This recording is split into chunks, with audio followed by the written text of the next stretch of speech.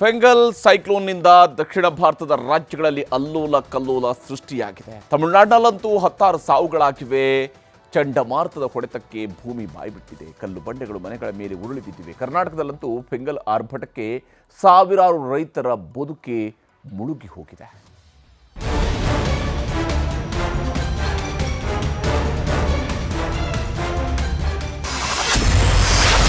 ರಣಚಂಡಿ ಫೆಂಗಲ್ಗೆ ತಮಿಳುನಾಡು ತತ್ತರ.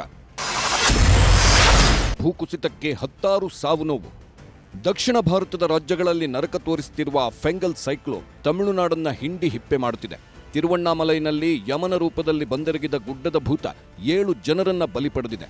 ನಿರಂತರವಾಗಿ ಸುರಿಯುತ್ತಿರುವ ಮಳೆಯಿಂದ ಬೆಟ್ಟದ ಮಣ್ಣಿನ ಜೊತೆ ಜಾರಿ ಬಂದ ಬೃಹತ್ ಬಂಡೆಯೊಂದು ಮನೆಯ ಮೇಲೆ ಬಿದ್ದಿದೆ. ಪರಿಣಾಮ ಮನೆಯಲ್ಲಿ ಮಲಗಿದ್ದ 7 ಜನ ಜೀವಂತ ಸಮಾಧಿ ಆಗಿದ್ದಾರೆ. ದುರಂತ ಅಂದ್ರೆ ಇದರಲ್ಲಿ 5 ಮಕ್ಕಳು ಕೂಡ ಜೀವ ಬಿಟ್ಟಿದ್ದಾರೆ. ಗುಡ್ಡ ಕುಸಿದು ನೀರು ನುಗ್ಗಿ ಬರೋ ದೃಶ್ಯ ಸಿಸಿಟಿವಿಯಲ್ಲಿ ಸೆರೆಯಾಗಿದ್ದು ಭಯಾನಕವಾಗಿದೆ. ನೋಡುತ್ತಿದ್ದಂತೆ ರಕ್ಕಸ ನೀರು ಮನೆಗೆ ನುಗ್ಗಿ ಬಂದು ಜನರು ಬೆಚ್ಚಿ ಬಿದ್ದಿದ್ದಾರೆ. ಇಡೀ ಕುಟುಂಬವೇ ಸಾವನ್ನಪ್ಪಿರುವುದನ್ನು ಕಂಡು ಊರೇ ಕಣ್ಣೀರು ಹಾಕ್ತಿದ್ರೆ ಮಾಲೀಕನಿಗಾಗಿ ಕಟ್ಟಡದ ಅವಶೇಷಗಳ ಮೇಲೆ ಶ್ವಾನ ಹುಡುಕುತ್ತಿದ್ದ ದೃಶ್ಯ ಹೃದಯ ವಿದ್ರಾವಕವಾಗಿದೆ. ತಮಿಳುನಾಡಿನ ವಿಲ್ಲುಪುರಂ ಜಿಲ್ಲೆಯಲ್ಲಿ ಫೆಂಗಲ್ ಚಂಡಮಾರುತ ಸೃಷ್ಟಿಸಿರುವ ಅವಾಂತರಗಳು ಅಷ್ಟಿಷ್ಟಲ್ಲ. ವಿಲ್ಲುಪುರಂ ಪಾಲಿಕೆ ವ್ಯಾಪ್ತಿಯಲ್ಲಿ ಭಾರೀ ಮಳೆಯಾಗಿದ್ದು ಇಡೀ ನಗರ ಜಲಾವೃತವಾಗಿದೆ. ಮನೆಯಿಂದ ಹೊರಬರಲಾಗದೆ ಕುಟುಂಬಗಳು ಪರದಾಡ್ತಿವೆ.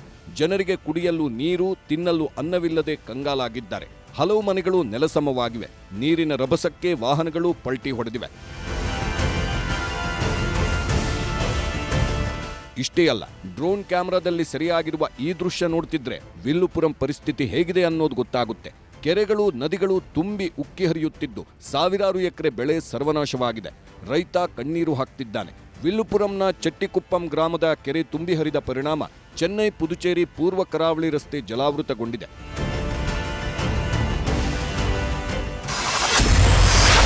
$2,000 ಕೋಟಿ ನೆರವು ಕೇಳಿದ ತಮಿಳುನಾಡು. ಪ್ರಧಾನಿ ಮೋದಿಗೆ ಸಿಎಂ ಎಂಕೆ ಸ್ಟಾಲಿನ್ ಪತ್ರ. ಫೆಂಗಲ್ ಸೈಕ್ಲೋನ್ನಿಂದ ತಮಿಳುನಾಡಲ್ಲಿ ಅಪಾರ ಪ್ರಮಾಣದ ಆಸ್ತಿ ಜೀವಹಾನಿಯಾಗಿದೆ. ತಮಿಳುನಾಡು ಸರ್ಕಾರದ ಜೊತೆ ಕೇಂದ್ರ ಸರ್ಕಾರ ನಿಲ್ಲಬೇಕು ಅಂತ ಪತ್ರ ಬರೆದಿರುವ ಸಿಎಂ ಸ್ಟಾಲಿನ್ 2,000 ಕೋಟಿ ನೆರವು ಒದಗಿಸುವಂತೆ ಕೇಂದ್ರ ಸರ್ಕಾರಕ್ಕೆ ಮನವಿ ಮಾಡಿದ್ದಾರೆ. ಸ್ಟಾಲಿನ್ಗೆ ಕರೆ ಮಾಡಿ ಮಾಹಿತಿ ಪಡೆದಿರುವ ಪ್ರಧಾನಿ ಮೋದಿ ಅಗತ್ಯ ನೆರವು ಕೊಡುವುದಾಗಿ ಭರವಸೆ ನೀಡಿದ್ದಾರೆ.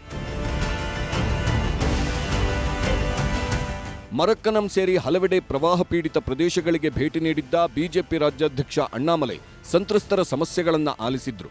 ರಾಜ್ಯ ಸರ್ಕಾರದ ವಿರುದ್ಧವೂ ವಾಗ್ದಾಳಿ ನಡೆಸಿದ್ರು. ಪುದುಚೇರಿಯಲ್ಲೂ ವರುಣನ ಅಬ್ಬರ. ಕಳೆದ 4-5 ದಿನಗಳಿಂದ ಪುದುಚೇರಿಯಲ್ಲಿ ಮಳೆಯಾಗ್ತಿದೆ. ಪರಿಣಾಮ ನದಿಗಳು ಭೋರ್ಗರೆಯುತ್ತಿದ್ದು ನದಿ ಪಾತ್ರದ ಊರುಗಳು ಸಂಪೂರ್ಣ ಮುಳುಗಡೆಯಾಗಿವೆ. ಒಡವಗುಪ್ಪಂ, ಮನಮೇಡು, ಕಡವನೂರು, ಕರಿಯಂಪುತ್ತೂರು, ಪಗೂರು ಮತ್ತಿತರ ಪ್ರದೇಶಗಳಲ್ಲಿ ಪ್ರವಾಹ ಉಂಟಾಗಿ ಜನರನ್ನ ಟ್ರ್ಯಾಕ್ಟರ್ ಮೂಲಕ ರಕ್ಷಣೆ ಮಾಡಲಾಗ್ತಿದೆ.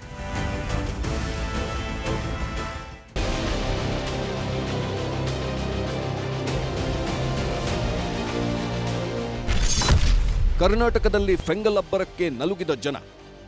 ಬಂಗಾಳ ಕೊಲ್ಲಿಯಲ್ಲಿ ಎದ್ದಿರೋ ಫೆಂಗಲ್ ಸೈಕ್ಲೋನ್ ಇಡೀ ದಕ್ಷಿಣ ಭಾರತವನ್ನೇ ಮುಳುಗೇಳಿಸುತ್ತಿದೆ.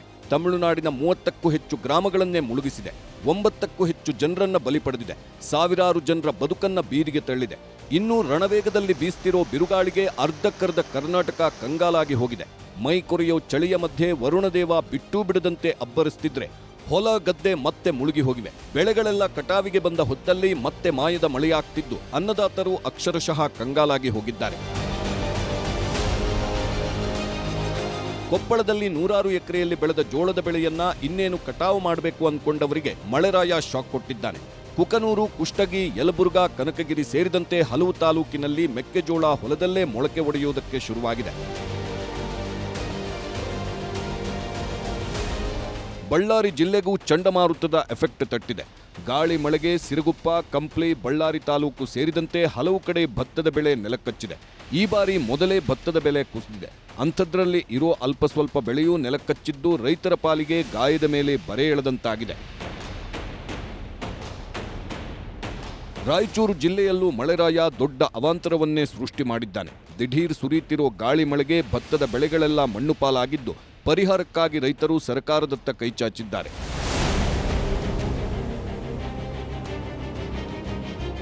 ಮೂರ್ನಾಲ್ಕು ದಿನದಿಂದ ಹಿಡಿದಿರೋ ಜಡಿ ಮಳೆಗೆ ರಾಮನಗರ ಜನ ಕಂಗೆಟ್ಟಿದ್ದಾರೆ. ಕೊಯ್ಲಿಗೆ ಬಂದಿದ್ದ ರಾಗಿ ಬೆಳೆಗಳೆಲ್ಲ ಮಣ್ಣು ಪಾಲಾಗಿ ಮೊಳಕೆ ಒಡೆಯುತ್ತಿದೆ.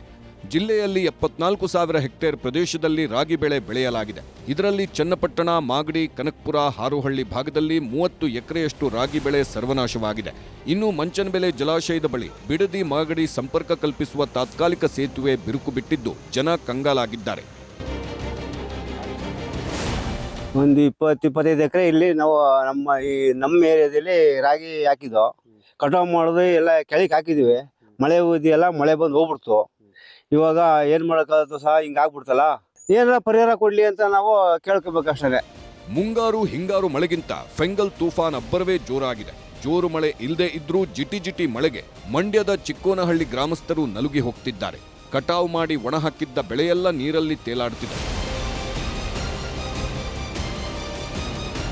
ಫೆಂಗಲ್ ಎಫೆಕ್ಟ್ಗೆ ಮೈಸೂರು ಜಿಲ್ಲೆ ತೊಯ್ದ ತೊಪ್ಪೆಯಂತಾಗಿದೆ. ಕಾಳೇನಹಳ್ಳಿಯಲ್ಲಿ ಕಟಾವು ಮಾಡಿದ್ದ ಭತ್ತಕ್ಕೆ ಜಲಕಂಟಕ ಎದುರಾಗಿದೆ. ಸರಸ್ವತಿಪುರಂನಲ್ಲಿ 2 ಮರಗಳು ಧರೆಗುರುಳಿದ ಪರಿಣಾಮ 2 ಕಾರುಗಳು ಜಖಂಗೊಂಡಿವೆ. ಅಷ್ಟೇ ಅಲ್ಲ, ಚಾಮುಂಡಿ ಬೆಟ್ಟದ ಮುಖ್ಯ ರಸ್ತೆಗೆ ಬೆಟ್ಟದ ಮೇಲಿಂದ ಬಂಡೆಗಳು ಉರುಳಿ ಬಿದ್ದಿದ್ದು ಸವಾರರಿಗೆ ಜೀವಭಯ ಶುರುವಾಗಿದೆ.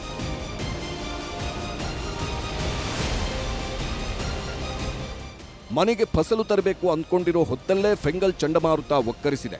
ದೊಡ್ಡಬಳ್ಳಾಪುರ, ದೇವನಹಳ್ಳಿ, ಹೊಸಕೋಟೆ, ನೆಲಮಂಗಲ ಭಾಗದಲ್ಲಿ ರಾಗಿ ತೆನೆಗಳೆಲ್ಲ ಕಪ್ಪು ಬಣ್ಣಕ್ಕೆ ತಿರುಗಿ ಮೊಳಕೆ ಒಡೆಯುತ್ತಿವೆ.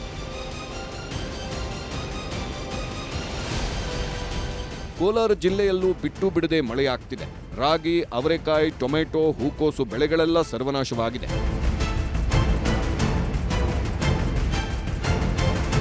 ಇನ್ನು ಕರಾವಳಿಯಲ್ಲೂ ಸೈಕ್ಲೋನ್ ಎಫೆಕ್ಟ್ ಜೋರಾಗಿಯೇ ತಟ್ಟಿದೆ. ಕಾಸರಗೋಡಿನ ಹೊಸಂಗಡಿಯಲ್ಲಿ ಮನೆಯೊಳಗೆ ನೀರು ನುಗ್ಗಿದೆ. ಮಂಗಳೂರು ಕಾಸರಗೋಡು ರಾಷ್ಟ್ರೀಯ ಹೆದ್ದಾರಿ ಪಕ್ಕದ ಸರ್ವಿಸ್ ರಸ್ತೆಗಳೆಲ್ಲ ಜಲಾವೃತವಾಗಿದೆ. ಚಂಡಮಾರುತದ ಅಬ್ಬರಕ್ಕೆ ಉಡುಪಿಯ ಮಲ್ಪೆ ಬೀಚ್ನಲ್ಲಿ ರಕ್ಕಸ ಅಲೆಗಳ ಅಬ್ಬರ ಜೋರಾಗಿದೆ. ಇಷ್ಟು ದಿನ ಶಾಂತವಾಗಿದ್ದ ಅಲೆಗಳು ಈಗ ಉಗ್ರ ಸ್ವರೂಪ ತಾಳಿದ್ದು ಪ್ರವಾಸಿಗರು ಮಲ್ಪೆ ಬೀಚ್ಗೆ ಹೋಗದಂತೆ ನಿಷೇಧ ಹೇರಲಾಗಿದೆ. ಇನ್ನು ಚಿಕ್ಕಮಗಳೂರು ಜಿಲ್ಲೆಯ ಕೊಟ್ಟಿಗೆಹಾರ, ಚಾರ್ಮಾಡಿ ಘಾಟ್, ಬಣ್ಕಲ್, ಬಾಳೂರು ಭಾಗದಲ್ಲಿ ಭಾರೀ ಮಳೆಯಾಗ್ತಿದೆ. ಫೆಂಗಲ್ ಹೊಡೆತಕ್ಕೆ ಬೆಂಗಳೂರಲ್ಲೂ ನರಕ. ಸಿಲಿಕಾನ್ ಸಿಟಿ ಬೆಂಗಳೂರಲ್ಲೂ ಫೆಂಗಲ್ ಎಫೆಕ್ಟ್ ಜೋರಾಗಿಯೇ ತಟ್ಟಿದೆ. ಕಳೆದ 3 ದಿನಗಳಿಂದ ಬಿಟ್ಟು ಬಿಡದೆ ಮಳೆಯಾಗ್ತಿದ್ದು ತಗ್ಗು ಪ್ರದೇಶದ ಜನರು ನರಕ ಅನುಭವಿಸುತ್ತಿದ್ದಾರೆ. ಮೈ ಕೊರೆವ ಚಳಿಯ ಮಧ್ಯೆ 24 ಗಂಟೆ ಬೀಳುತ್ತಿರೋ ತುಂತುರು ಹನಿಗೆ ರಾಜಧಾನಿ ಬೆಂಗಳೂರು ಫುಲ್ ಥಂಡಾ ಹೊಡೆದಿದೆ.